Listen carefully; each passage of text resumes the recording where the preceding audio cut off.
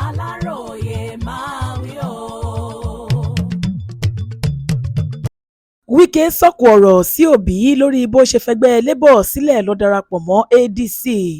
Mínísítà ìlú Àbújá Nyesom Wike ti sọ̀kò ọ̀rọ̀ sí òǹdíje dupò ààrẹ orílẹ̀-èdè yìí lọ́dún 2023 lábẹ́ àṣẹ ẹgbẹ́ òṣèlú Labour Party LP Peter Obi lórí bó ṣe fẹgbẹ́ Labour sílẹ̀ láti lọ darapọ̀ mọ́ ADC fún ti ìbò ọdún 2027 tó ń bọ̀ lọ́nà yìí.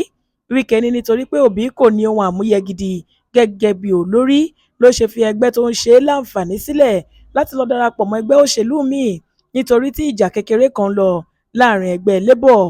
Ọjọ́ Àìkú Sunday ọjọ́ 29 oṣù kẹta ọdún yìí ní Wike sọ̀rọ̀ ohun di mímọ̀ níbi ìpàdé pàtàkì ẹgbẹ́ PDP tó wáyé ní pápá ìṣeré olóògbé Moshood Abiola tó wà nílùú Àbújá. Wike ní lérò tèmi mi ò lérò pé aṣíwájú gidi ni Obi jẹ́.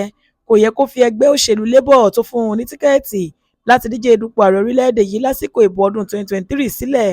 Ìjà kékeré tó yẹ kó bá àwọn ọmọ ẹgbẹ́ òṣèlú náà parí ló wáyé láàrin wọn, ṣùgbọ́n nítorí pé Obi kì í ṣe olórí gidi tàbí ẹni tó ní ohun àmúyẹ gidi ló ṣe gbé ìgbésẹ̀ náà láti lọ darapọ̀ mọ́ ẹgbẹ́ ADC báyìí.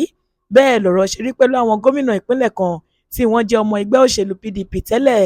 Àwọn náà kò ní sùúrù tó ni wọ́n ṣe fẹgbẹ́ náà sílẹ̀ láti lọ darapọ̀ mọ́ ẹgbẹ́ òṣèlú míì.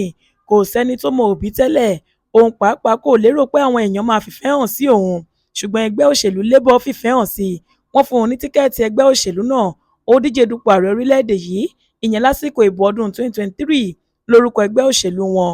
Ṣùgbọ́n nígbà tí wàhálà kékeré kan wáyé láàrin àwọn olóyè ẹgbẹ́ náà, ṣe ló sá wọnú ẹgbẹ́ òṣèlú míì lọ.